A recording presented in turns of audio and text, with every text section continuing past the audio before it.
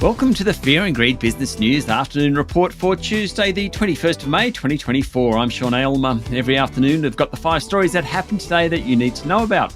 Story number 1, the S&P ASX 200 closed down 0.2% today to 7,852 points, meaning it held on to most of yesterday's gains and remains close to a record level.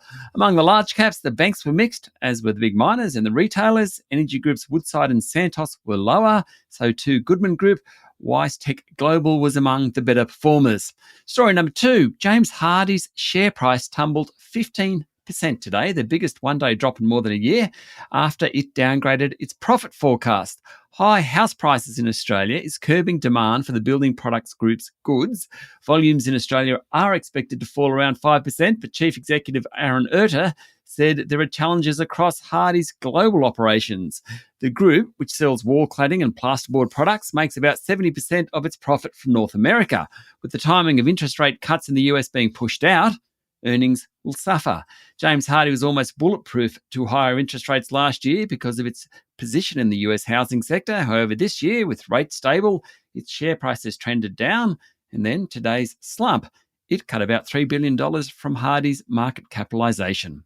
Story number 3, plenty of corporate news around the place today. Lab testing company ALS rallied 5%, the best of the top 200, after a net profit tumble was in line with expectations. That's when bad news is good news. The slump included the previously announced write-down of a European drug testing business. Software group Tech One jumped 4.6%, one of its best days in 4 years, after announcing a 16% jump in profit for the 6 months at the end of March. Technology One makes cloud-based enterprise resource planning software, and during the half, it signed up a bunch of new customers. Diagnostics group Sonic Healthcare said profits will be lower than forecast this financial year due to inflation and currency headwinds. Its share price fell 6%. Producer Illumina advanced 2% as its acquisition offer by US partner Alcoa was amended to allow CITIC, which is Illumina's second largest shareholder, to receive a small portion of its Alcoa's convertible shares to comply with US regulation. And casino operator Sky City rallied 2.6% on news it has reached an agreement with New Zealand's government about its non-compliance with anti-money laundering and counter-terrorism financing laws. Story number 4, both oil and gold prices have come off a bit over the past 24 hours. Iron ore prices eased a touch, having jumped late last week and over the weekend after Beijing announced plans to help its property sector. The Aussie dollar's fetching 66.5 US cents. That's down a bit. However, it's been a very good couple of sessions for cryptocurrencies, particularly number 2 unit, Ethereum. It's up nearly 20% amid speculation that the US securities regulator may approve an Ethereum-based exchange-traded fund.